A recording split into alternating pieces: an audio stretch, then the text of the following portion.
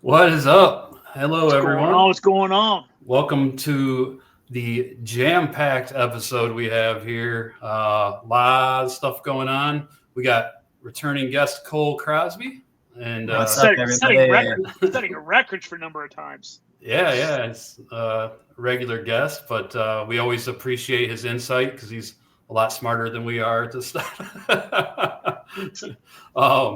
But anyways, no, thanks for coming on, Cole.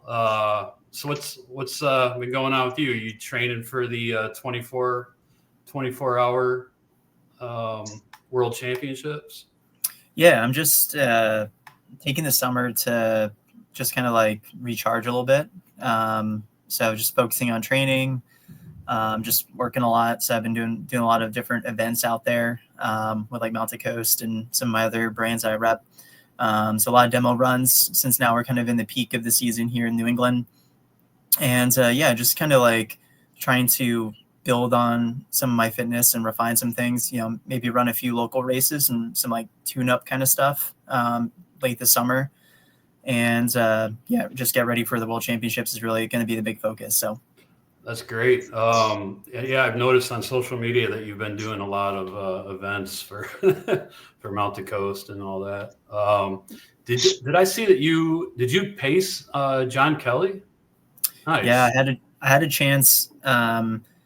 So talking about Chaos Crew. So Brittany Cother, who is one of the co-owners of Chaos Crewing, she's been like one of the main crew people helping John for the majority of the whole event.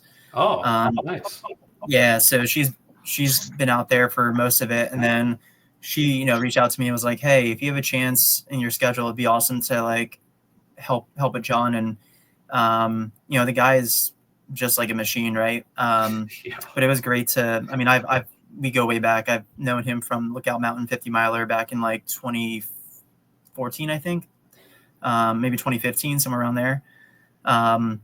And so, it was great to spend some time with him. I mean, we chatted a little bit, I'm as much as you can when he's really hasn't really, he's just been the machine. That's really the mentality you got to have for these kinds of record-setting efforts and stuff. But he did have some good jokes, and we did get to, spend some time chatting. And I think hopefully I got to lift his spirits up a little bit because I know afterwards, the next few days, he was like just on a tear. So, hopefully that was my my good charisma that maybe lifted him up, or maybe just the terrain. But the guy's on a mission.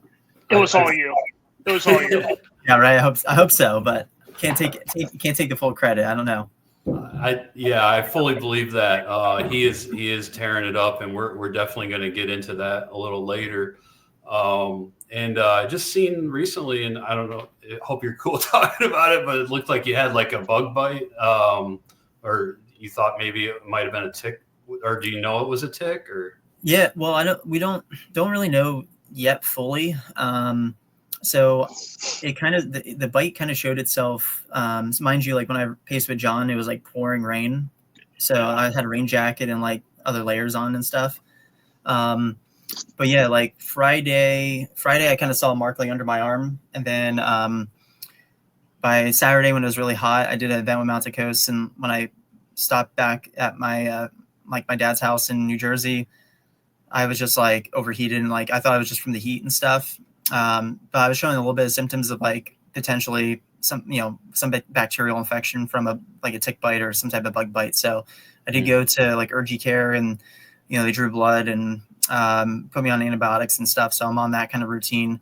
I don't have any results yet, whether I have Lyme disease or anything of that sort yet, but it's a possibility that like the tick that got me could have that kind of stuff. So the good thing is that we caught it early, and I'm on kind of the antibiotics pretty much kill anything. So should be just fine. But yeah, be careful out there, people. Even if it's pouring rain in the woods and you got layers on, like these things will find a way to get to you. So just be aware of that stuff.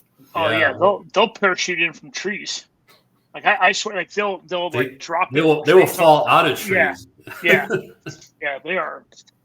Yeah, they're nasty, and I've heard they're especially. We talked about it on the last episode. I heard they're especially bad this year. So, Yeah, I'm glad you caught it early and got some antibiotics going, and we'll hope for the best for you. Yeah, thank you. Scary stuff.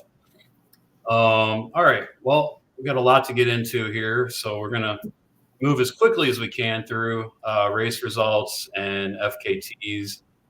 We've got a bit of news, and then we're going to get into the meat and potatoes of our show, the Western States picks, Western States week. And even though there's a lot of elite runners that have withdrawn for various reasons, it's still very stacked, very stacked. So we're excited to talk about that. And if we have time, we're going to get into our 3 T's this week, which we're going to talk about crewing, something that Cole knows a little bit about. So, all right. We're going to first, before we start talking about race results, I do just want to check in on our friend of the pod, Robert Santoro, who, by the way, just moved in to 3rd place at 6 Days in the Dome. What the fuck? Hell yeah. Holy shit. He's got 680 laps, which is 187.374 miles. And that's in 59 hours and 13 minutes. And he is only less than a mile away from 2nd place overall. And that would put him at first place male too, but long way to go. They started Monday morning, and this is Wednesday evening, so long way to go. But great job, Robert. Keep it up. That's impressive shit. Yeah.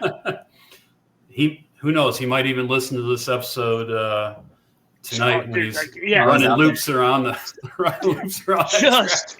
just miserable as fuck too. Like there's just no way you're not miserable. I that dome's got to smell like hot ass right now too. Yeah, it's insane. Well, the good thing is there's an ice rink right there, right? So it helps keep it somewhat cool. I did see some people out there ice skating when on the live stream. Hilarious. Broken Arrow was over the weekend.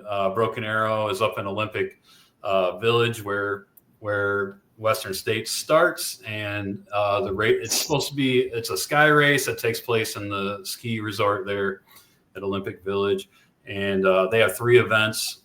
They have a vertical K on Friday. They have a 46K on Saturday and a 23K on Sunday. I ran when it was a 50K. I did that race, and it was fun climbing up in the snow with the ropes and being up on the ridges and that crazy ladder and everything. But so the ascent on Friday, they had very high winds.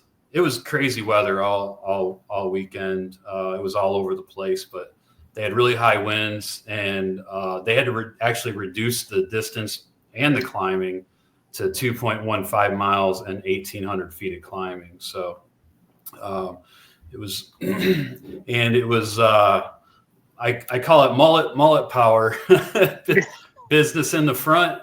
And actually he was all business. Christian Allen won in 23 minutes and 49 seconds. He finished first by 23 seconds. And Anna Gibson, I believe she's from the Bay Area. And she crushed the women's race. She won by 94 seconds and 27 minutes and 32 seconds. Killian showed up and ran this race as well. And I think everybody was expecting him to just completely destroy it. But I think he had a stomach bug or something from traveling. So he flew in the night before. I mean, the guy, probably at least a 12 to 16 hour time difference. The guy flies in and then just rolls up to this race. It's like, I would love to see, I would love to put money on anybody else try to do that and try to perform at a world-class level. So kudos to Killian for showing up and for just, he was kind of pushing the pace in the beginning. So, kudos to him for just going out for it and seeing where things align, Yeah, it was Go ahead. That's like one of those test races, right? Like you just want to see, like, let me just probe and like let me see what I feel like for the first 50K, and like, okay, we'll just kind of cruise in. You know what I mean? Like it's just like that dude, like he's just out there. He's out there just messing with people's minds right now. You know what I mean? He's like, you know what I love he's that. Still, and on top of all that, he still finished 23rd. I mean, and this is. You know, there's people that this is like their specialty, right? The short distance sky races and, you know, like Joseph Gray and these guys, you know, so you're absolutely right. It's definitely a testament to him to still finish 23rd, even with all that going on. And he did charity work because all 22 people in front of him could be like, oh, fuck, I beat Killian Burnett. I just like our dumbasses, right? When someone DNFs, we're like, yep, I beat that elite. You know what I mean? DNF that we managed to stagger our sorry asses across 30 hours. I saw somebody pass him right towards the end. Like he was literally like maybe like 50 feet from the finish line, and somebody went whizzing by him. I'm like, oh. Killian basically got into like a shuffle in, and someone just a full-on ass sprint. Yeah, awesome. All right. And then he was spotted wearing an East Peak ice bandana on the Western States course. That's right. After. Johnny had some East Peak socks that he randomly purchased, and they came in useful at Cocodona when Pete brought two Injinjis to the start line that were both left foot Injinjis. And I'm digging those East Peaks. They're nice socks. They're pretty comfortable to run in. I have to get me some more East Peak stuff. Yeah, and East Peak is after East Peak out at Mount Tamalpais and just north of San Francisco there in Marin County. Okay, so this was also a mountain running World Cup event, and there was basically they could earn spots on Team USA for the uphill race at the World Mountain Running Championships in September in Spain, and there was also $15,000 in prize money up for grabs, $3,500 to the winners. So there was some like really good prize money at this race. And then the 46K was on Saturday, and this also had some good prize money. There was $22,500 in prize money with $5,500 going to the winners. And this was also for selection for Team USA for the Trail World Championships short race. And top 3 men and women earned spots to that 44.5K race in September. I'm not sure where that one is. Is that one in Spain as well? Do you know? Yeah, I think it's called like Cantafranc, Spain or something like that. I haven't looked it up on a map and stuff, but my assumption is that it's in one of those big mountainous regions in Spain. Yeah, that's a pretty safe bet. And then Eli Hemming, who's actually having a really great year, he just dominated. There's two loops, 23K loops for this race, and I think there's just shy of 9,000 feet of climbing, maybe 9,000 feet of climbing. And on loop 2, Eli pulled away, went on to set a course record in 3 hours and 50 minutes for that 46K sky race. Like, and Jennifer Lichter, she dominated the women's race. She led the whole way. She set the course record in 4 hours and 42 minutes. And but Helen Mino Faulkner was right behind her, chasing the whole way, and she closed the gap to 36 seconds by the end. So it was I gotta chime in with Helen Mino Faulkner too. So she ended up getting would have gotten a golden ticket. She ran Tarawera. Yeah. And she declined the ticket. So she could have been in Western States, but here she is taking a USA like short course spot. So just to show like her level of talent. So pretty impressive range for her. Yeah, we seem to mention her a lot in race results on the show. So anyways, this crazy thing happened. This freak storm moved in. There was lightning, and it started to snow.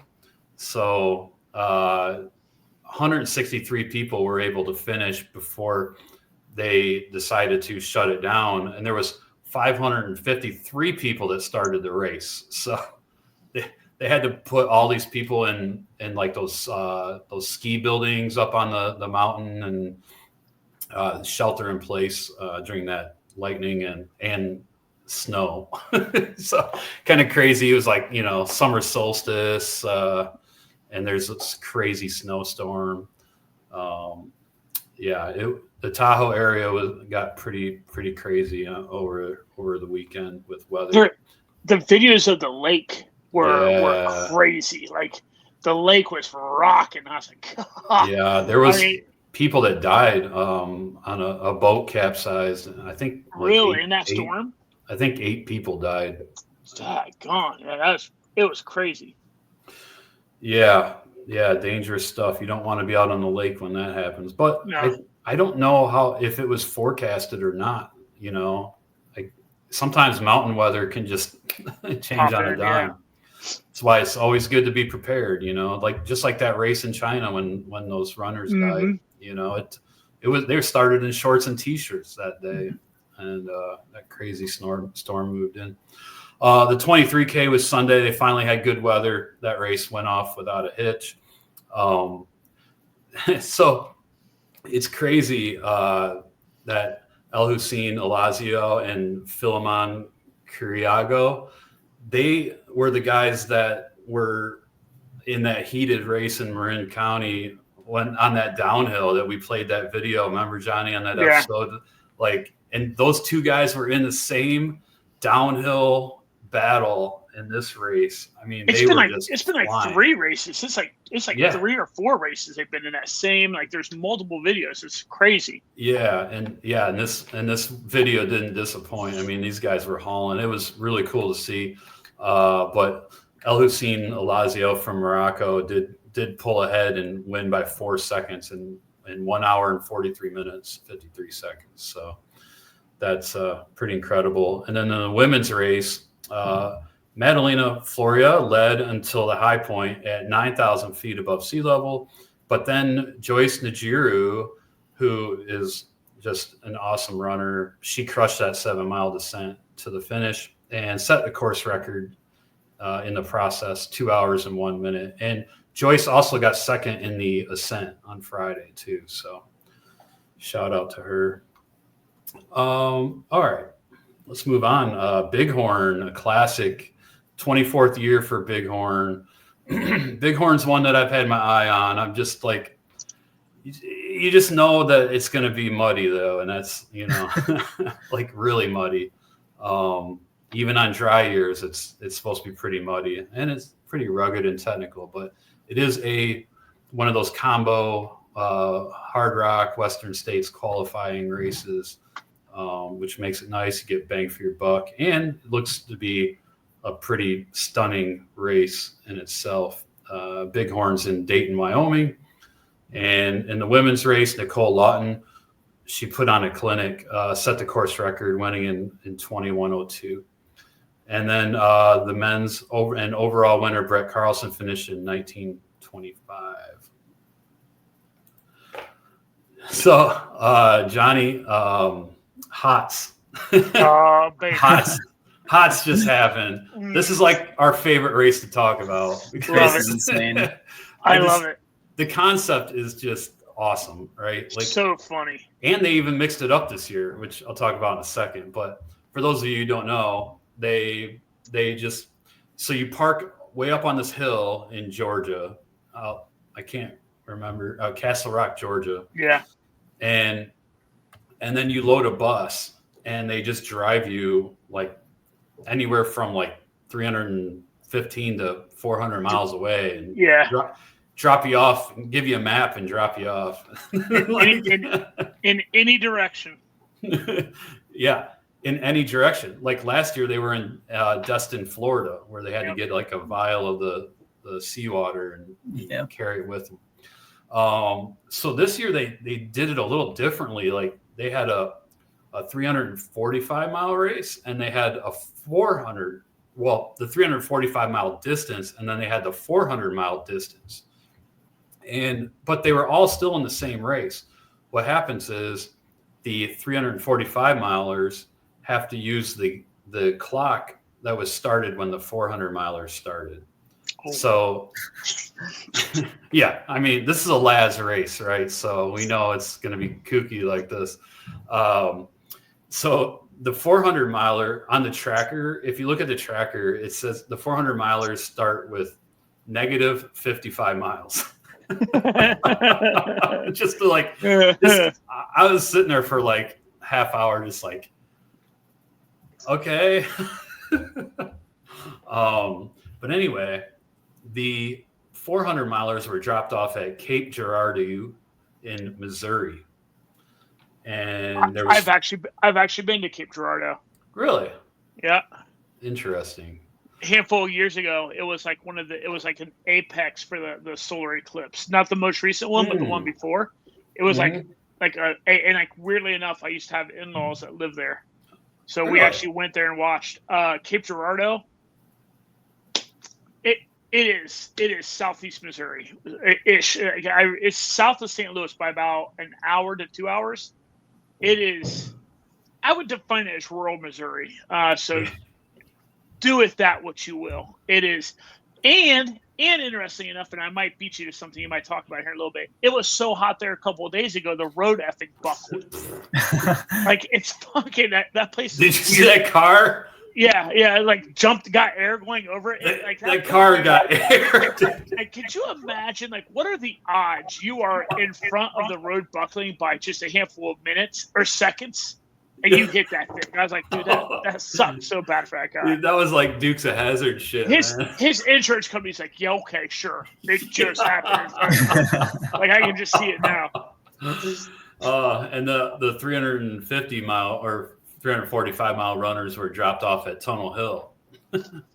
So, and I don't know for sure, but I think they probably used the same route from Tunnel Hill, like the Cape Girardeau.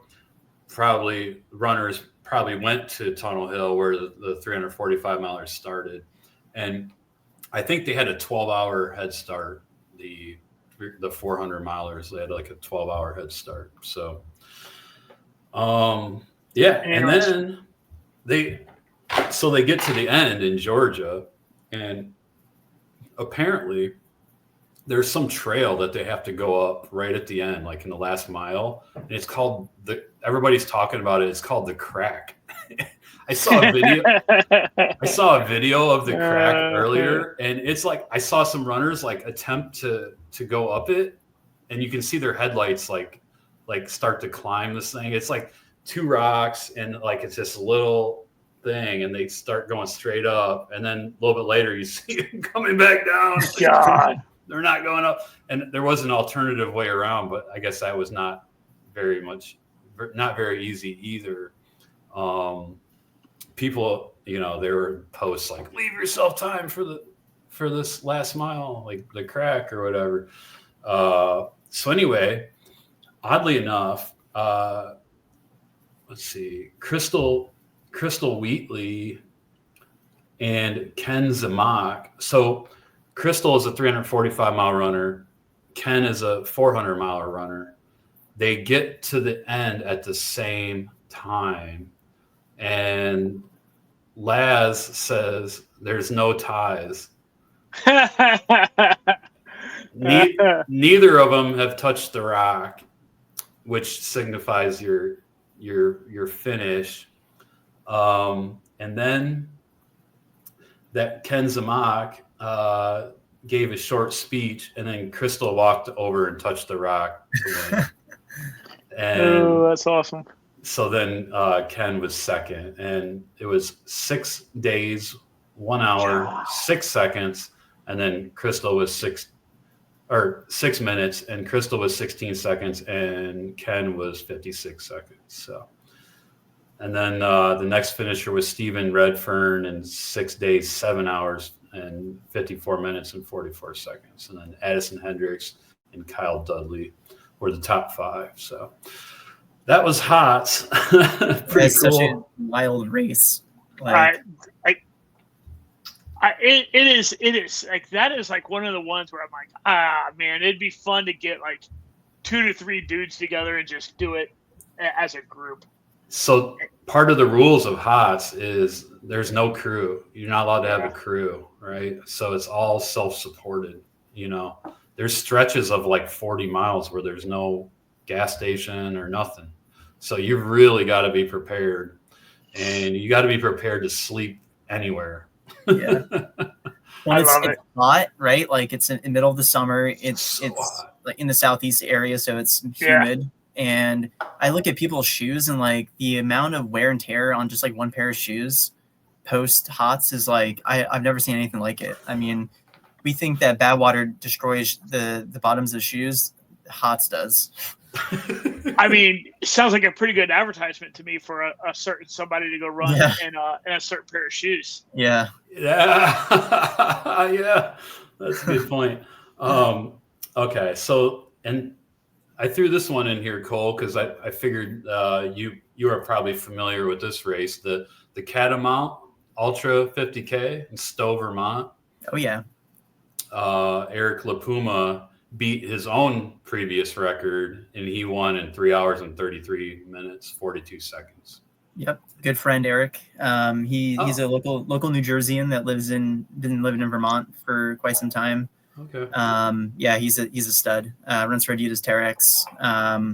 And I think he was just been putting some good training, and he's training for CCC. That's his big focus. And he just like, you know, this is that race is like in his backyard pretty much. Like he used to work at Stowe Cidery. So, so that whole area is, you know, pretty much like his home stomping grounds. And it's a great course. Like it's got some good elevation, but it's pretty like runnable too for like New England standards. A lot of like double track-ish kind of trail and stuff. Yeah, it's a really fun event, great course. And Ironwood Adventure Works, like they put on a lot of really great events. So anyone that's considering to do those events, definitely check them out. Awesome. It is funny because I'm looking at the elevation chart on it, and it's, I mean, you come out the gate and you have like 1 or 2 little peaks, and then it's like, boom, you are going up what I would assume in the winter is a ski hill. Like it's a climb, and it's a climb now. But then you just have a crazy long descent that probably just destroys the quads. And then you got 2 little rollers, and you're in scot-free. But that climb is hilarious because it is just it's a little over 5,000 feet, I think. In the 50K. Yeah, I got some fun facts for you guys too on the trails themselves also. Yeah. So you know, like the Sound of Music.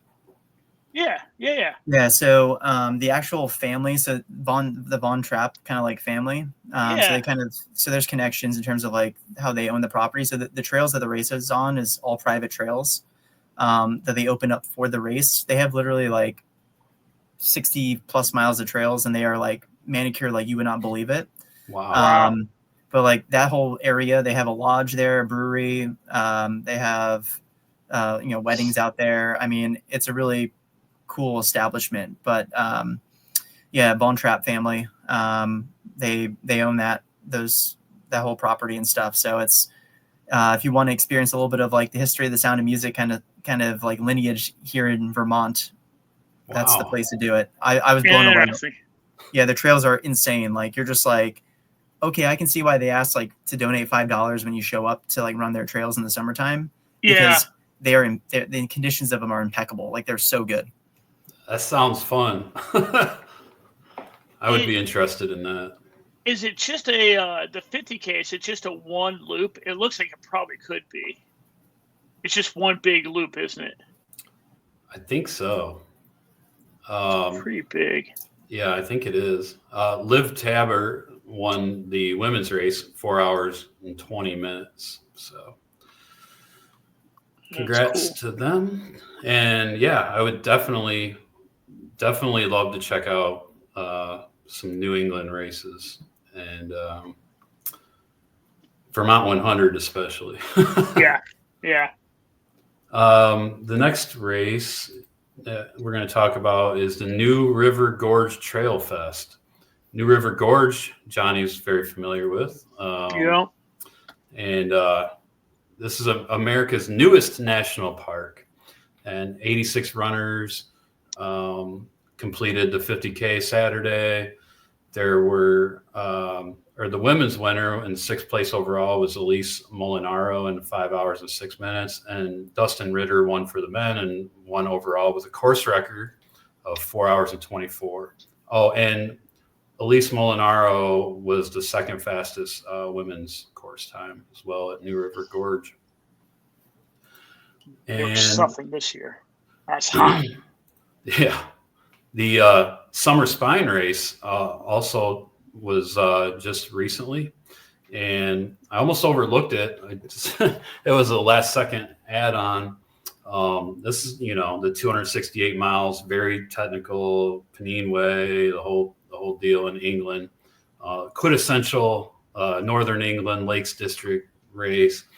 And the women's record holder for the Summer Spine, who was set a couple years ago, I believe, and she also won the event outright this year. She beat all the men. She beat everybody. Anna Troop finished in 84 hours and 56 minutes, 37 seconds. And then, so she was out, 2.5 years with a fractured foot. And so to come back and win this race outright is pretty damn impressive. And Irene Kinnegum finished second female, and she was second overall in 90 hours and 58 minutes. Pretty awesome. Shane Morgan and Dominic Gill were the first two male finishers in 3rd and 4th overall. All right. Let's jump into the Mid-State Mile, which actually I don't have that up on the website, but Mid-State Mile is in Tennessee. This is a really another cool event. Because of the unique format. We've talked about it last year. It's 1.1 mile loop and 340 feet of gain. So some pretty good climbing per loop. It's last person standing. So you have 20 minutes to complete that 1.1 miles. And then, at the end of the 20 minutes, you got to be on the start line for the next 1.1 mile loop. And a 17-year-old kid won the race this year with 89 loops. That's 97.9 miles and 30,260 feet of climbing. And he did that in 30 hours and put down 14 minutes on his last lap. It's pretty solid. It's pretty solid. There's video of him finishing up his last lap, and he was just flying. I'm sure he was riding that adrenaline rush. Oh, yeah. All right. And we got some huge news out of Australia. The Dead Cow Gully backyard set a couple milestones. And the first milestone was that 87 runners finished 100 miles. That's 24 loops, 24 hours. And that's a new world record for the most people to hit triple digits in a single backyard ultra. Then you had two guys, Phil Gore and Sam Harvey, go over the world record, which I believe it's 110 laps, if I'm not mistaken. They both went beyond that, well beyond that, and Phil Gore ended up winning with 119 laps. That's 495.87 miles. So just one lap shy of 500 miles in the edge of reaching a 6th day. So Phil Gore from Australia, congrats. And Sam Harvey with the assist. I mean, just an insane accomplishment. And that's like little to no sleep, right? Oh, no. 6 days. There's on the Instagram, there is a picture. It's the middle one, second row. I mean, that dude is dead to the world. I mean, by the way, the video that I was talking about is right above It's right above this picture. Yeah.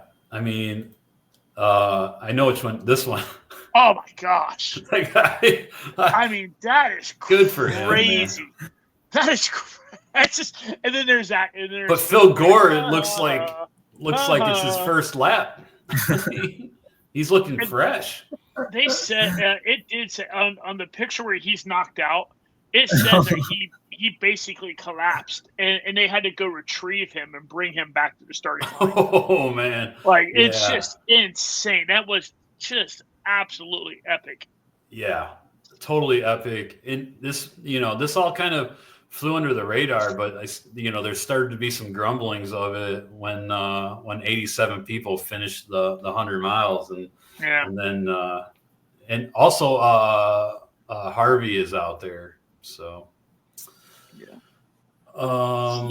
it's also going to be exciting because I think Big's backyard, in October is going to be a big deal. Like I know teammate of mine, Meg Eckert, is specializing and focusing on that event. So I think this is just the start of some even crazier, like, are we going to see some people push beyond 500 miles? Like, I think it's definitely obtainable. So I bet that event's really going to draw some hype for sure. Yeah. And Meg just set the record in, what was her record? The 48 hour or 6 day. Yeah. Oh, 6 days. 6 day. Yes. Sorry. Yeah. Yeah. No, that's going to be awesome. Okay. Let's talk about FKTs, and we're going to start with S.C.A.R. This is the Appalachian Trail through the Smoky Mountains, right? 70 miles, 18,000 feet of gain. It's considered a premier route, so you have to give advance notice that you're doing the attempt and all that. But they also have, before I start, the names on here, I mean, Canyon Woodward, John Kelly, Abigail West, Liz Canty, just all these elite runners' names. So you can tell it's pretty famous. But they also have the double S.C.A.R out and back. And this has to be self-supported, right? Or actually, there is a support. I think there's one place on the whole thing where you can crew. But anyway, Jacqueline Howard just set the unsupported double S.C.A.R, female unsupported FKT, 2 days, 16 hours, and 34 minutes. So pretty awesome. And, looking at her thing, sounds like cold and wet. John Kelly went through all that rain in the Smokies and all that as well. So I wonder if they crossed paths. This was beginning of June, so I started May 31st, finished June 2nd. Also, Liz Derstine is still on her FKT attempt for the Pacific Crest Trail. I think she's a little behind the FKT at this point. She's been averaging 42.7 miles a day, so she's in Tehachapi right now. And Jess and I were in Tehachapi one time, and I went for a run on the Pacific Crest Trail there near Tehachapi. So probably cross some of the similar trail that she's on right now. She's 13 days in, and Nick Fowler has aborted his FKT attempt on the PCT. He was averaging, I think, 65 miles a day, and he was ahead of pace, but I think he ran into some bad vomiting, and he had some pretty severe issues out there, and they had to make the call to stop. But a valiant attempt regardless. And here we are. John Kelly just absolutely crushing Smoking it. I mean, he is so far ahead of Carl's pace right now. I mean, it's insane. He's on day 32, and he's about to go into the White Mountains And yeah, once he comes out of the White Mountains, then he's just got Maine, right? So he's got the Bigelows, which is a pretty mountainous area near Sugarloaf, which is a big ski resort. And then after that, you kind of enter the 100-mile wilderness, which is gorgeous trail, buggy, and it's also very remote. So like in terms of crew access, that becomes a huge component of the final push. So, hopefully he has some good pacers that can help him get through the final chunk. And, hopefully by that point he can kind of smell the barn and just kind of like do what he's been doing, which is like been a complete machine and just hammer through. Yeah. And it's amazing. I've been, watching his daily little video snippets, and it's amazing how with it he is. I mean, even when he's having a bad day, he still seems like his mental acuity is like impressive. And that just is a testament to keeping calories in and, doing in his crew, chaos crewing and just, doing everything you need to do. So yeah. Once you cross the Maine border, how many miles is it to the finish? Under 200, probably like 170, 150, something like that. Yeah. So if it's really, really remote, and I would assume he has connections with a person that could do this. If it gets really remote, you're just like, well, fuck it. Me and a pacer for 180 miles. Let's get it. You know what I mean? Like just like. He will too. He will, like you said, Cole. He'll smell that barn, and he's just gonna push on. I guarantee it. He's gonna skip the last night of sleep. I guarantee. Yeah, it. Give me all the calories. Give me all the calories I can carry. Give me all the liquids I can carry. Yep. Me and this pacer's going to do 180 miles, and we'll see the crew on top of the mountain. That's right. Let's go. God, it's crazy. Yeah, and when I got to pace with him, it was a tough stretch just because we were kind of in the Hudson Valley area of New York on the border of Connecticut, and literally I show up and then like he rolls in and it's just like all of a sudden random pop-up shower comes up and it was like a complete downpour. The trail was like you're just like trudging through like a river, and I mean, full gas for him. Like he's just splashing through the puddles, like grunting away. Like, nothing's going to get in his way. And the thing that blew my mind with him is just how coordinated he was on like the technical rocky downhill sections. Like he's just like ballet stepping and like, you can tell that he's really focusing on every step. And that was just, to me, I was like, wow, like there's not many runners that can look this good, like this far into any kind of effort whatsoever. He's averaging probably like 4, maybe 5 hours of sleep a night, and just on a real heater for sure. And of course the weather, right? The weather conditions have been really rough. I mean, we're going through a heat wave in New England. Just about to finish that. I mean, John Kelly's run through nothing but rain, thunderstorms, like through the majority of this whole entire effort. His feet have gotten pretty like sogged up and stuff, and the crew's done a great job of kind of keeping him like from, because that could easily be an issue. He doesn't have trench foot or anything like that. Like they've done a great job of just patching him up. So it's been just an incredible team effort, and just to witness it was pretty inspiring. Yeah, that's so cool. So cool. You got to spend some time with him out there. We're looking forward to next week. Next week we should know. All right. So let's get into some news. One thing, it's like we put off this story because I wanted to do more research. I wanted to be able to present all the facts and of what's going on before we did this news story. So I spent a few hours Sunday researching it, and this is a story that the Senate's version of the budget bill included a potential public land sale of BLM land, that's Bureau of Land Management, and national forest land. We're not talking national parks, we're talking BLM and national forest, which a lot of races do go on those lands. And it was going to be a sell-off of up to 3 million acres across 11 states in the West, out here.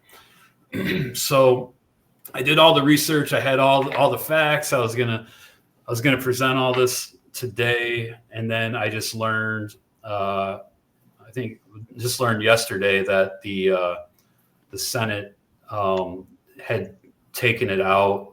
It apparently it violated the Senate rules, so one of the committees had taken it out. It did have a lot of bipartisan opposition, and the reason we were going to bring it up is just because it not only affects the ultra running community, but all outdoor communities. Even Hard Rock was posting on there about it. And like I said, it did have a lot of bipartisan opposition. So I'm glad to see that they took it out. So that's the good news. But then I just learned earlier today about this rescinding the roadless rule. And roadless rule was put in place, I think it was in the 80s or the 90s, but it was basically a federal policy that helps to govern the management of national forests. And the rule prohibits road construction, road reconstruction, timber harvesting, and other mineral development on over 58 million acres of national forest lands. And the current administration is looking to rescind the roadless rule. So that we'll have to keep an eye on and let you know more about. They've tried to rescind this a few times since it was enacted, but it always fails because what they want to do is violating environmental regulations. So we will keep an eye on that. In a much cooler topic, this guy, Pierre Borgella, he is an amputee and looks like whole leg amputee. He's literally doing one of the Marathon Des Sables races in Turkey, in Cappadocia, Turkey, on crutches. I mean, this is a stage race, right? And he's carrying all his gear on his back, on his person. Yeah. All his gear.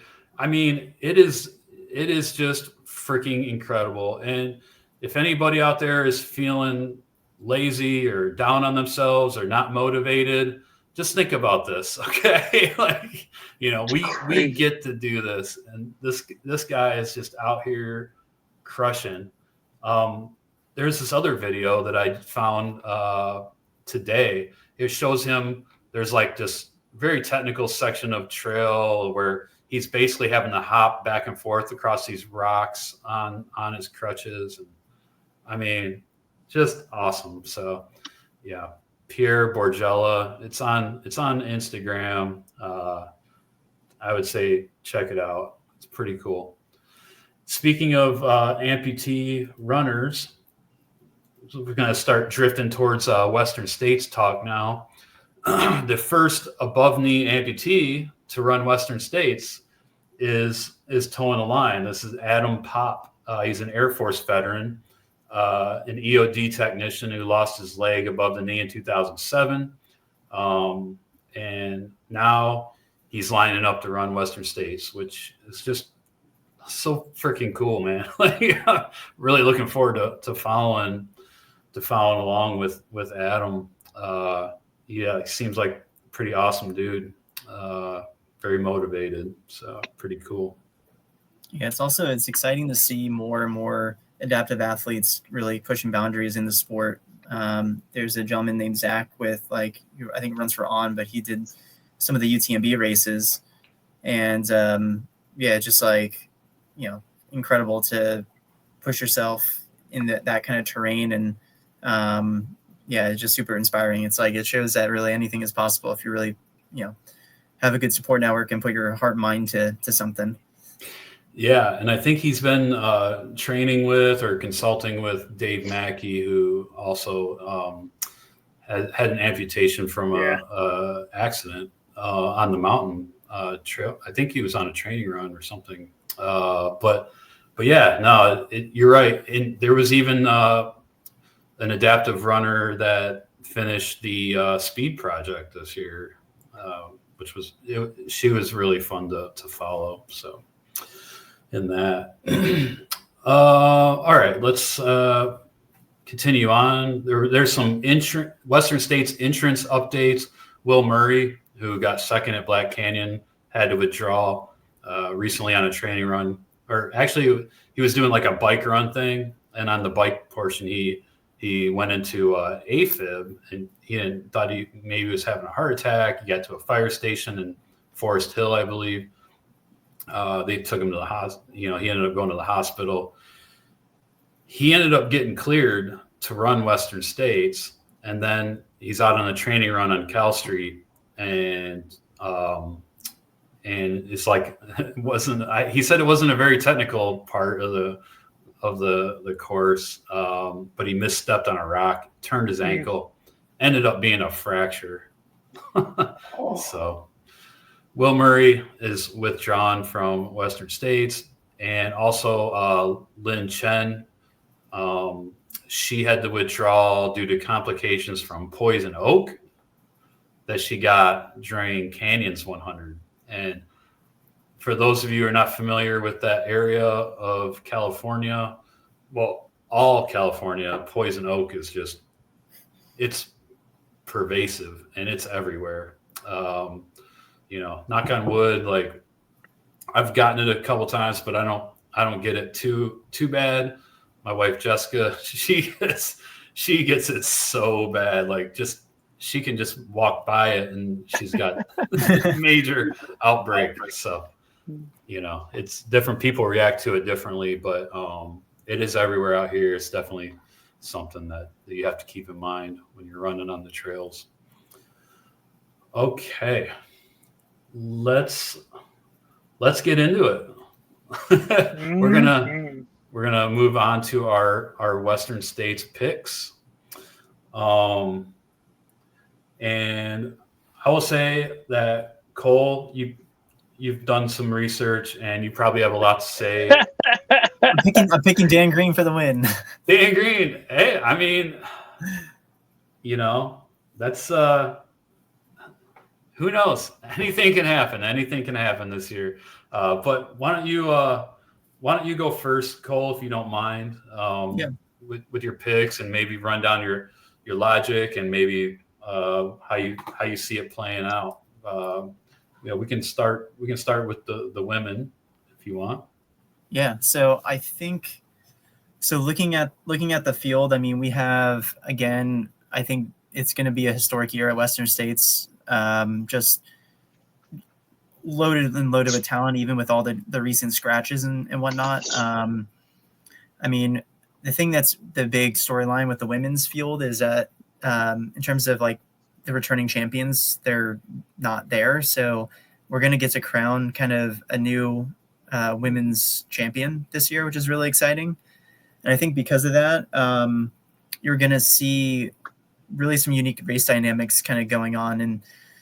And so, I've been trying to figure out, like, it's not just, I think, the athlete on paper, is also like their psychology in terms of like, if you mix, it's kind of like a mixing pot. If you put them all together, like how are things more likely going to shape up? And when looking at the race, I feel pretty good in my top five. From six onward, I think there's going to, even with my picks, I think roughly it's going to be that collection of women, but it's going to be kind of mixed and matched. So I started with 12. I put Keely Henninger in 12th. She's run Western States twice. She's had 2 bad DNFs with like ankle injuries and whatnot.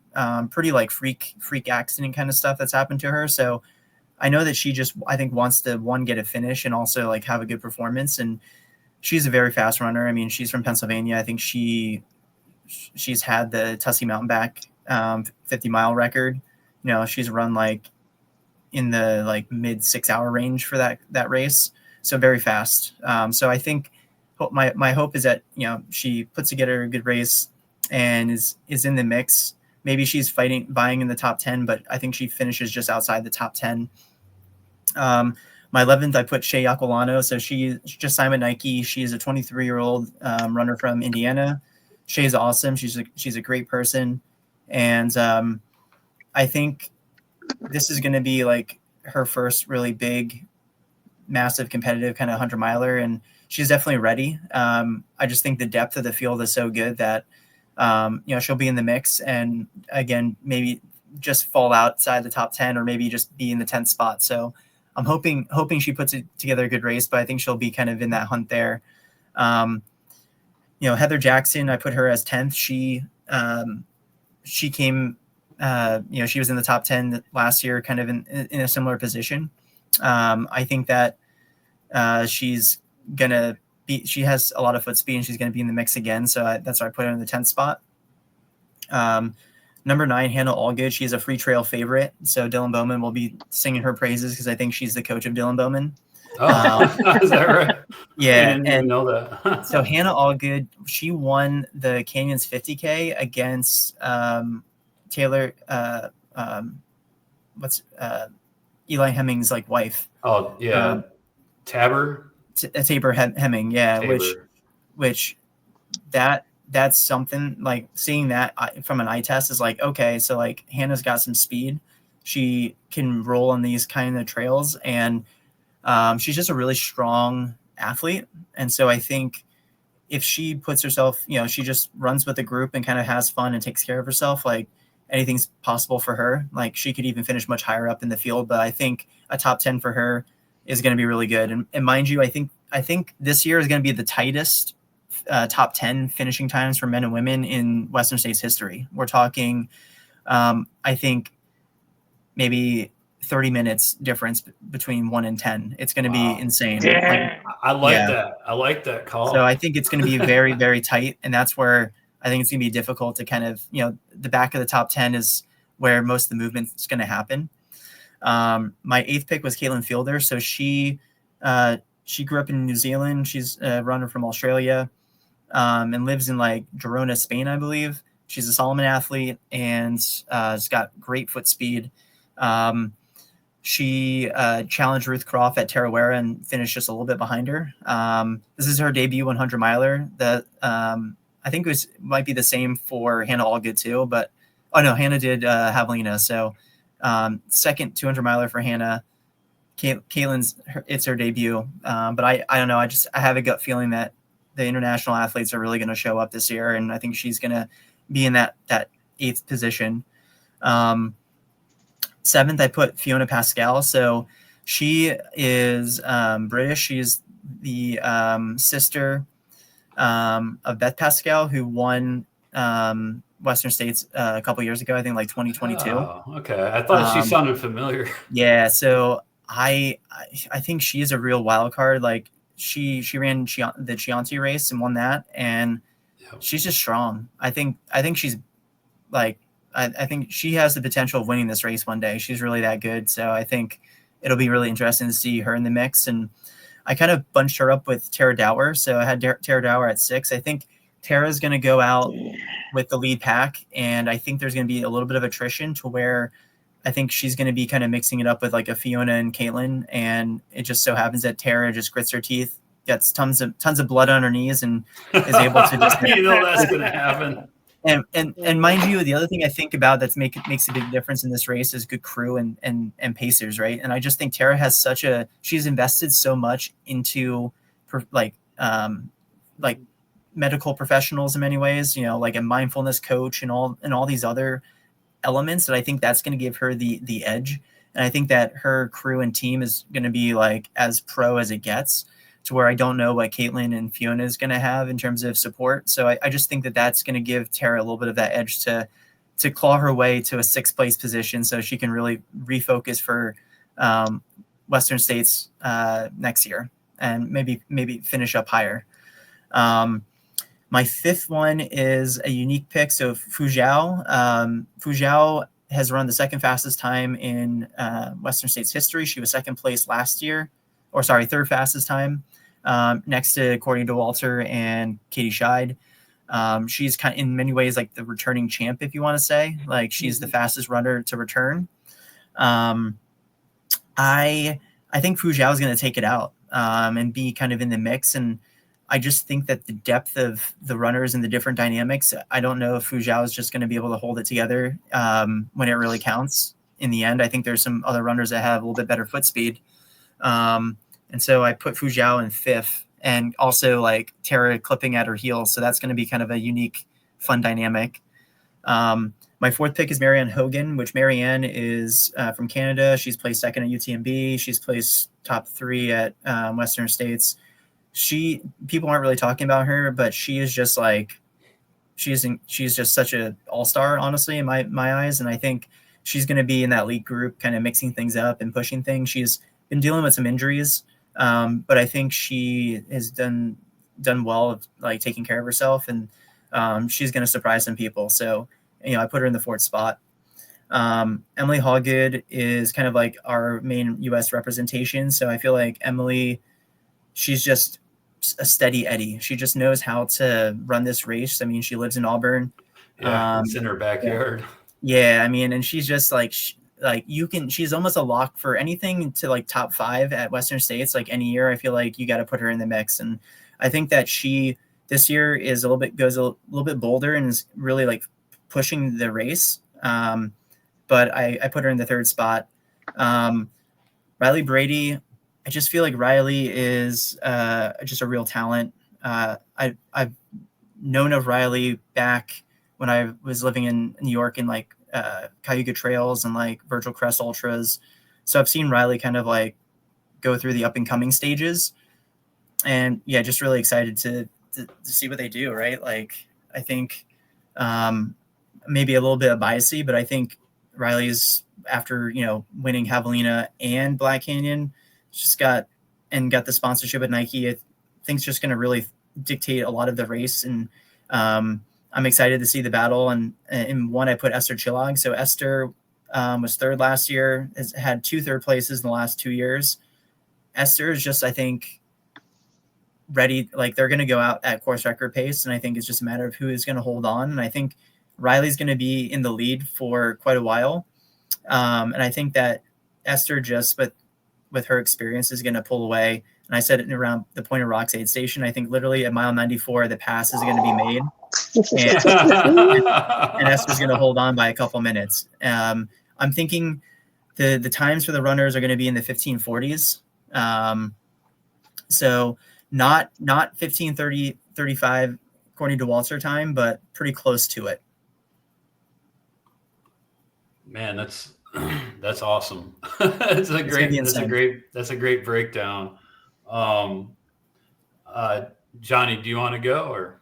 Oh, I can go, but mine is just breaking news. Mine is not near as robust as that. Well, neither of ours are going to be. We're just going to say who are our educated guess. I will tell you what's funny is the one, when I looked at his list, the one that jumped off at me was like, "Ooh, shit, that's low," was Tara. Yeah. And I'm like, because your gut instinct is like, come on, how can she be that low? But then you sit there, you're looking like, who do I move her above? You know what I mean?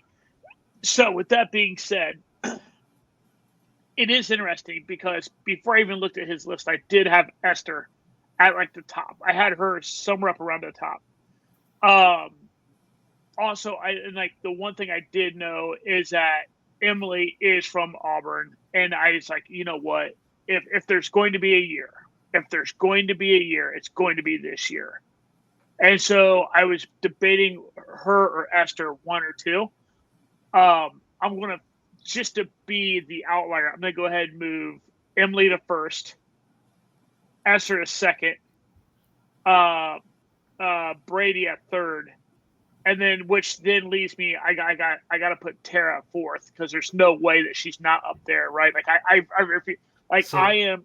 For all 4th is wild. 4th is wild card, by the way. Yeah, so. And so as much as you're a stand for Hans, I'm a stand for Tara. Like I just can't. I just, no one puts baby in the corner, right? Like come on, like what are we talking about here? The one that breaks my heart to not. And then again, like it's wild that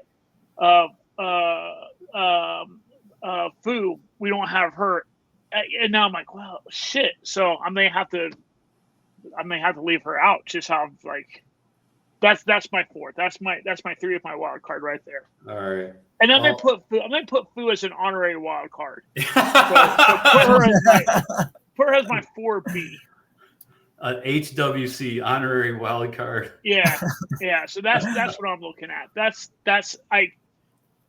I'm gonna go with Hallgood winning it this year, just because I like it. Like that'd be fucking dope. You know what I mean? Like all the years that she's hit those trails. I mean, I like that pick because she's got some momentum coming off her Canyons 100K win. Yeah. Which she battled with Marianne Hogan back and forth. There's some good video evidence of them like trading leads and stuff. And Marianne also was. I don't like my picks anymore. She dropped out of a recent race. It was like either like Shanti or one of those, or Teraware or something, because she had a little bit of a niggle and stuff, and then was coming back to strength at Canyons. So maybe those two are gonna duke it out. Who knows? Wouldn't that be that would be wild. Amazing? I just know that it's going to be complete. Bring the popcorn. It's going to be complete entertainment, because I think honestly anything can happen. It's going to be a wild, and especially in the women's field. I like literally, it's like I looked at who am I going to pick, and I'm like the order could be anywhere. It is. It's crazy. The top 5 for this race is just bonkers. It's just bonkers. You know what I mean? So. The women's race is going to be so much fun. Yeah. So I had Riley Brady winning. Nice. Great pick. Yeah. I mean, Riley is just solid in every race they do. East Coast. That's right. Right. Yeah. Riley's from Pennsylvania, so like Lancaster County-ish area. So yeah. Nice. Yeah. I mean, they've been running shitty rock courses their whole life. Yeah. I had Tara in second. Nice. So. God, boy, he's going hardcore Beast Coast, isn't he? That's right. Definitely. Gotta represent, even though I live on the West Coast. But Jamie's throwing it back to the roots, back where he came from. I spent the first 40 years of my life in Ohio and Michigan. And then in third, I had Fuzhou. Yeah. And my wild card is Emily Hallgood. If I had to do an honorary wild card, as we're going there, I was also looking at Fiona Pascal. She got first at Chianti, up and coming. I think, she might be. So no love for Esther. Yeah, and you know what? I saw I saw an Instagram post about Esther earlier today, and I'm like, she should probably be in there, but I don't know. I'm shooting from the hip. All right, let's jump into the men's field. Cole, if you want to kick us off there. Yeah, guys. So where I think the women's race is going to be much more of this kind of like they're going to loop up and kind of pack up in more like couplets. Like we might even see a front pack of like 5 ladies pushing the pace in the beginning. Yeah. The men's race I think is going to be much more segmented. Like the gaps are going to still be pretty close, but I do think that there's going to be more distance between kind of the runners. So they're going to be kind of living in like little pairs. And then until kind of the final 30 miles is where we're going to see kind of things start to move. So, similar to the women's field, I think the men's field has got tons and tons of drama. There's tons of athletes that have been very vocal on social media with like videos and all this other kind of stuff. And I think there's a lot of real excitement. So like, the biggest storyline is the winner going to beat Jim Walmsley's course record? And, is Killian going to be part of that and run under 14 hours? That's the other thing. And while I think that sub 14 does not happen this year, I do think that the course record does go down. So in my top 10, I kind of it's hard for me to bet against Dan Green. And I think Dan is going to he's going to run. He has nothing to lose. He's going to go out there, have fun, run smart. The guy is so fast and speedy. And I think it's going to be kind of a little bit of a Javelina kind of buddy up where he's going to be running with a bunch of guys where maybe he's outside the top 10 to start the race and then gradually works his way up into maybe the 10th through 12th position. And I hope that he's 6th, 10th, or maybe 9th or 8th, that kind of thing. If it's not him, I think it's going to be Jeff Mogavera. So this guy is from Montana. He's a runner for On. And I mean, he was second to, to our guy, David Roach at Javelina. That's how he got his ticket. And he's just really speedy. And so I think him and Dan are very similar, like from the same cloth in many ways. And so, yeah, I think it's going to be one of those guys. This is where people are going to be shocked. So I put David Roche at number 9. And the reason why is because I think David is going to go for broke. He's going to go out at sub 14 pace. And I think where he's been pushing this high carb strategies and stuff, I think for some reason on race day, I think that the high carb just does not subsist with the pressure of the event and trying to perform. And I think that mental side, when things aren't like, I think there might be one miscue that David Roach deals with that ends up being the nail in the coffin. But I literally do think that he's going to be leading the majority of the race all the way through probably to the river. And then I think he's going to get past, probably going up to Green Gate and maybe some of the sections forward. But literally people are going to be thinking he's going to win the race, and it's not going to happen. Not this year. That's a lightweight blow up right there. If he's getting passed by 8 people, if he's leading heading into Green Gate and he gets passed by 8 people. Yep. That's a full on ass implosion. I do agree that he is boomer bust. He's all boomer bust this year. And he's ran off the front in his other wins, setting course records at Leadville and at Javelina. He ran off the front, but Western States is just a different caliber beast. So. Yeah. Well, and just the pressure of the storyline, like there's a guy I don't even have in my top 10, which is another person I want to bring up, which is Rod Farvard, which Rod is amazing. I ran with him at Black Canyon before he kind of had this like nutrition revolution when I was sick as could be. And we were just like reminiscing on going through kind of a similar story.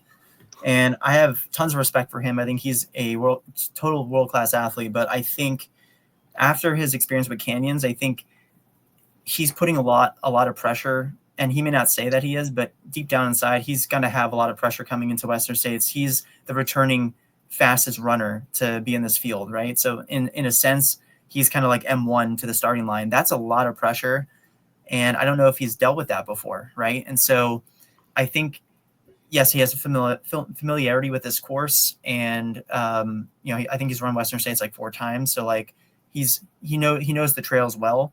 But I think he's going to be pushing it with David Roach, and they're going to be duking it out, throwing punches, while a lot of other great runners are going to be in the hunt, but biding their time to where literally this race is going to come down to who can sprint the fastest in that last mile onto the track. Like it's going to be, I think this is the first time in Western States history where you're going to see literally runners outkicking each other on the track, finishing on the track at the same time. Like a race from Roby Point. Yes. Exactly. Like, man, that would be so cool to see. So I think that's going to be the storyline, is that some of the top guys there are going to be chinks in the armor. I think that the part of the casualties are going to be Rod, and I think David is going to hang in there for a top 10, but I think Rod is unfortunately going to have to drop out in DNF. I put number 8, Hans Naumberger. So this guy, he is, they call him Hannes Nadamus Naumberger. He is a DINAFIT athlete. He's placed top 3 at UTMB. He's won Lavaredo like a gazillion times. He's undefeated there. He's beaten everybody. We're talking like Tom Evans and like some of the top athletes. And Lavaredo is a mountainous, but also pretty runnable kind of style of course for a European style course. My one thing with Hans Nomberger is the heat. I don't know how well he's going to handle. I think he's going to do a good job, but I don't think he's going to be perfect, and that's why I put him in the 8th slot. But yeah, he's a wild card. He could do really well. I'm sorry, guys, but I put Hans Troyer in number 7. And Johnny don't care. So I put Hans. So I mean, a top 7 debut at Western States is incredible in this field, and I think for sure. I think Hans is going to be in the chase group. So I think he's going to be running with like a Caleb Olson, maybe an Adam Peterman, maybe a Killian, in the lead of the race. So he's going to be in the mix. He'll only be maybe a minute or 2 behind David and Rod and whoever else is kind of there, right? Yeah, this is a story of where the Padawan is able to beat out the Jedi Master, David Rhodes, which is kind of cool. And I think that both those guys are going to work together. And I think that as David is really suffering, and that's why he ends up pushing as hard as he does to stick in the top 10, where Hans just keeps doing his thing. And, he's kind of like that, like fish that's like just keep swimming, right? Like, I think he's just going to keep pedaling his way to a strong finish. And what's cool is the guy that's ahead of him. I think those two are going to kind of have a little bit of a bromance, and that's Dan Jones, who is indeed a Terex athlete. The guy is unbelievable. I mean, he smashed the Tarawera course record this year. Like, I mean, he ran so fast. I mean, I almost wanted to pick him to win the thing. He's that good. But I think the different dynamics of this race, I think Dan is going to go out with the lead guys and also fade a little bit. But it's going to be fun. Him and Hans are going to be working together. He ran a 14:32 last year. Yeah. States. Yeah. Pretty solid. Yeah. The next guy I put is Caleb Olson. So I think Caleb could also win this race. He has the fastest Western States 100-mile debut in history. 14:41 or so, I think, or 45. The guy, people aren't really talking about him a ton, but he obliterated Trans-Gran Canaria, which has a very similar style of runability to a Western States, a little bit more technical, but there's some similarities. And I just think that he is so strong. He hasn't even come close to his ceiling yet. And so I think he'll be in the mix and kind of shooting for podium. And I think he just falls a little bit short. He's maybe 5 minutes shy of the podium. Then I put Adam Peterman in 4th. Mr. Peter God. I mean, he's a returning Western States champion. In a slower year, like he was finishing like a 15-hour time. I think just Adam Peterman's demeanor is just really, really good. Similar to Caleb, where they're just like, when things are going wrong, they're very like just easygoing. And I think that that's going to be really important this year because you're going to have to remain in control and like keep your cool when all this crazy, all the pace changings and all this other stuff's going on around you. So I think Adam has a great bounce back. And I think, he with some more time to get healthier, I think he's going to be, vying for the win again next year. My top 3 is when it gets really exciting. So people aren't really talking about this guy, but his name's Vincent Bouillard. This guy, Vincent, right? He's won Gorge Waterfalls 100K. At the time was a course record. He won the Kodiak 100 miler. So he knows California trails. He has worked for Hoka as a product designer developer for a long time. And so he understands like the gear and footwear and all that stuff. But this guy won UTMB last year. Yeah. And he not sponsored, by the way. Yeah, now he has a contract with Hoka, which is awesome. And I think that he's just like, if you looked at how he was running at Chianti, like he was dealing with like, I think he had a flu or something coming off of that. So, in a way, I think that the bromance kind of gets back to, who did he lose to? He lost to Jim Walmsley and Killian Jornet, right? Right. So I think that Vincent, he knows how to run these kind of California trails, and he's going to be our 3rd place guy, knocking punches with Killian. I think Killian is 2nd, and I've picked a wild card pick. I think in terms of just true freaking nature and talent, and just knowing that this guy has nothing to lose. Yes, this is his debut 100 miler, but I don't think that means anything because he is just a real stud, and I think this is his coming out party, and that's Seth Ruling. So I think Seth Ruling wins the race in a course record. Him and Killian duke it out, and it comes down to the last mile, to where literally Seth Ruling finishes the race. What did I put as his time? 14:03. So he breaks the course record by 6 minutes. Man. Killian finishes in 14:05. So we're literally talking about a half mile difference in terms of finishing. And yeah, I think that this is Seth's time to shine. He's going to be in the mix. He's not going to. If you looked at how he ran Black Canyon, he was commenting on how the other guys weren't doing topical cooling. So he gets it. He's going to be really someone that's going to knows how to speed up and put himself in the mix. And I honestly think if there's pace, lead changes that happen throughout the race, he's not going to get frazzled, because for him, like, he's out here to get the best out of himself. And I think it's going to be, whereas like it was the Walmsley and Rod Farvard story last year, I think it's going to be the Killian and Seth Ruling story this year, which is going to be unbelievable. Can't wait. I love it. So what a race. Pretty great. Yeah, that's pretty great. I do look forward to that. That race from Roby Point. Johnny. All righty.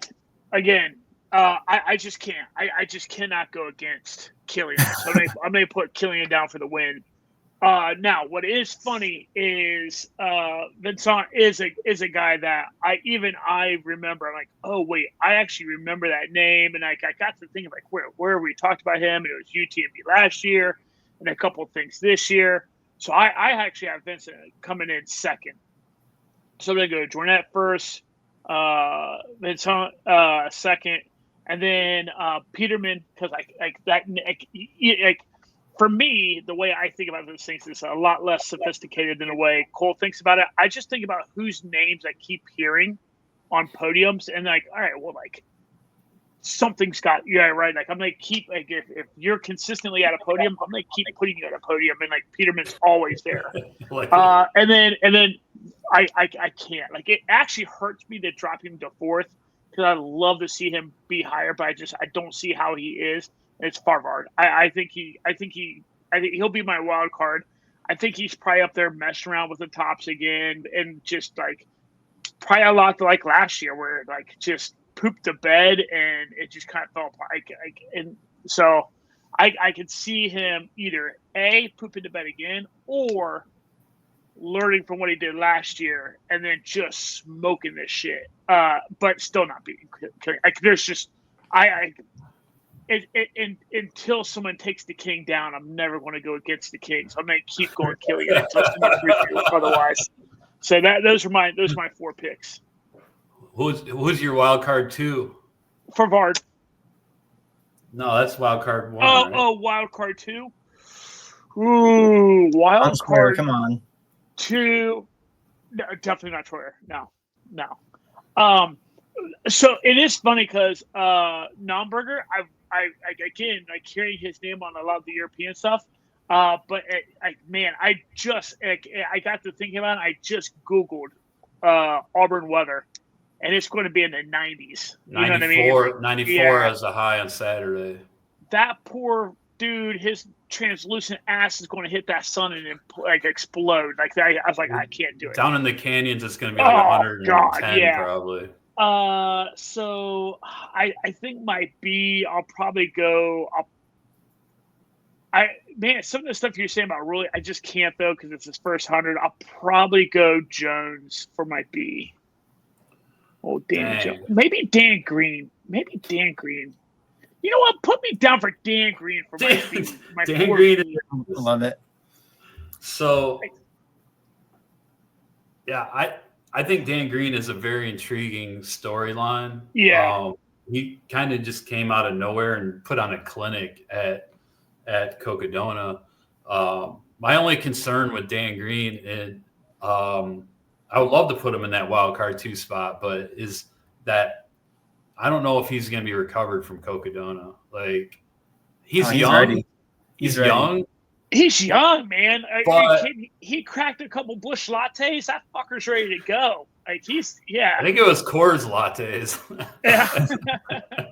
But I mean, you know, like, I don't know, maybe he is. Okay, the men. I think I went with my heart versus my head on these picks, right? Like I don't. For some reason, I think Killian is not going to win this year, but I did put him in first because, like Johnny said, how can you go against the king? The guy continues to prove himself every time. You know, it's like even what was it last year when he had a down year, but he still went out and won. What's that marathon over there that we just talked about recently? Like up in Scandinavia too, or something like that, like up in Sweden or something like that. That one?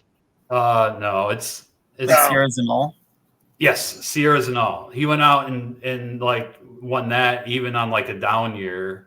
You know, he's just a machine, and I can never bet against him because he just continues to prove himself. So it's got Killian first, and I had Adam Peterman in second, actually. I think Adam, you know, he's coming back from an injury. And like Johnny said, he's been on the podium in a few races recently.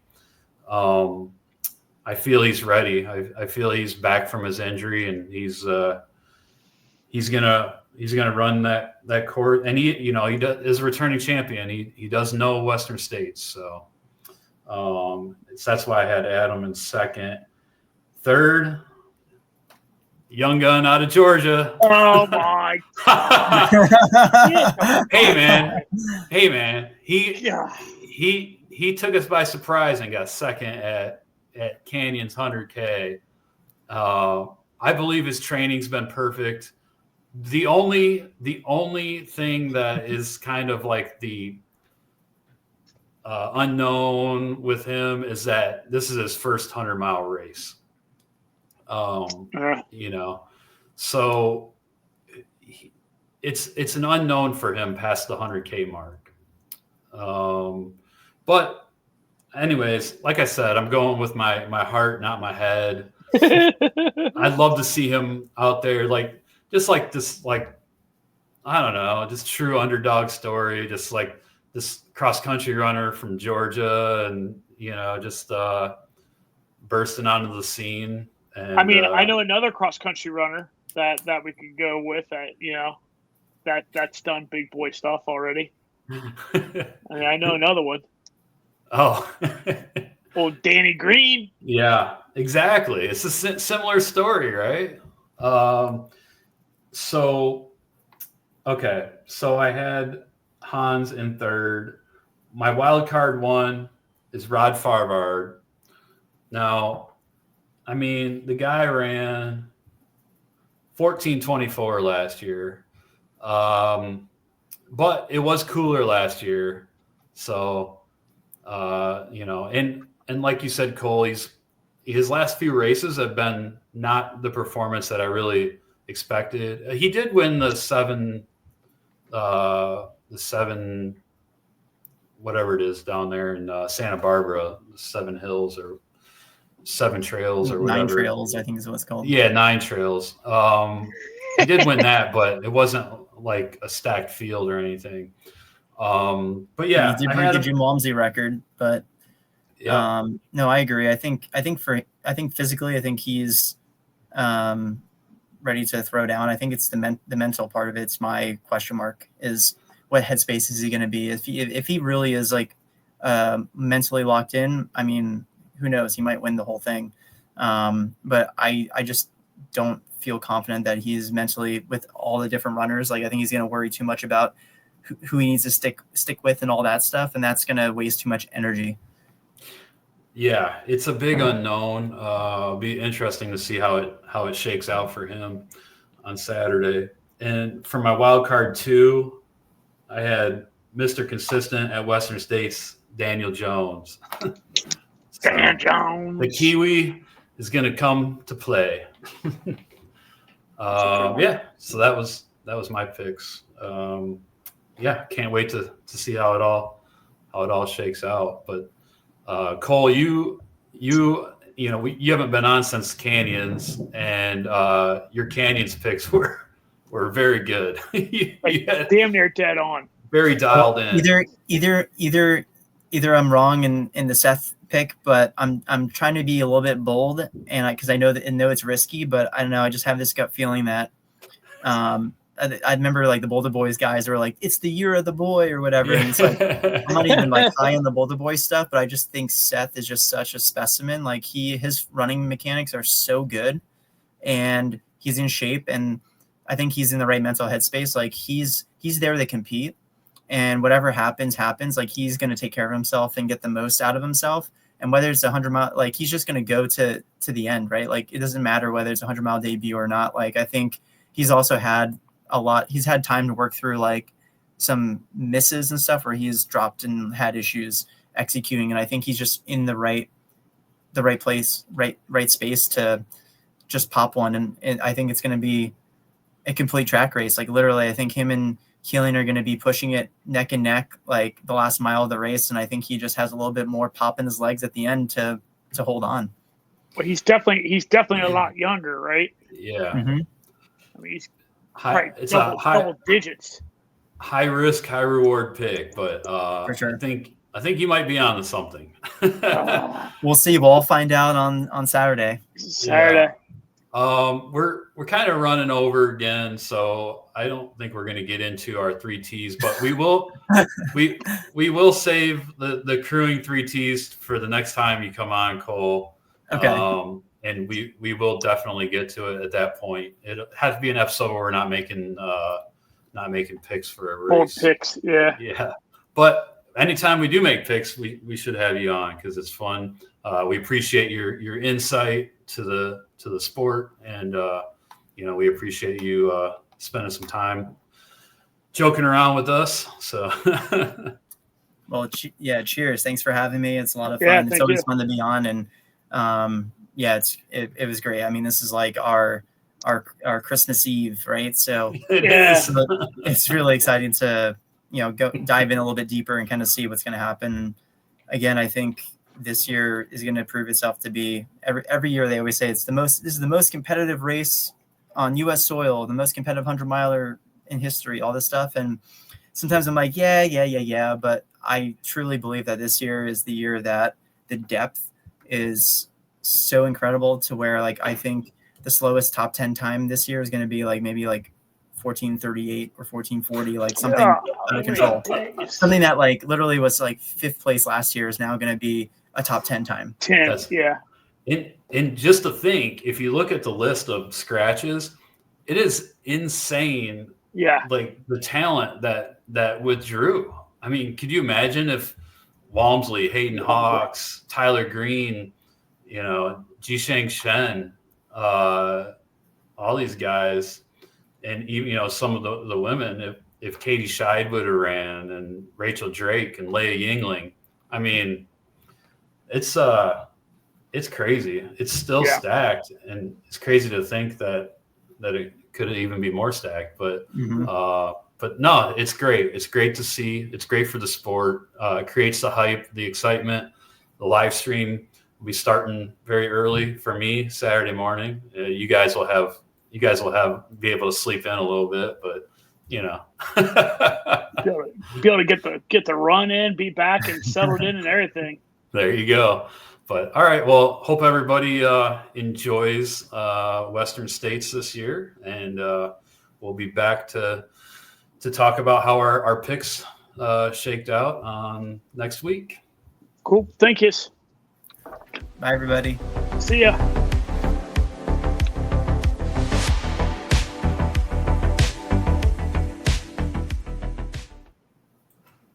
My ears always get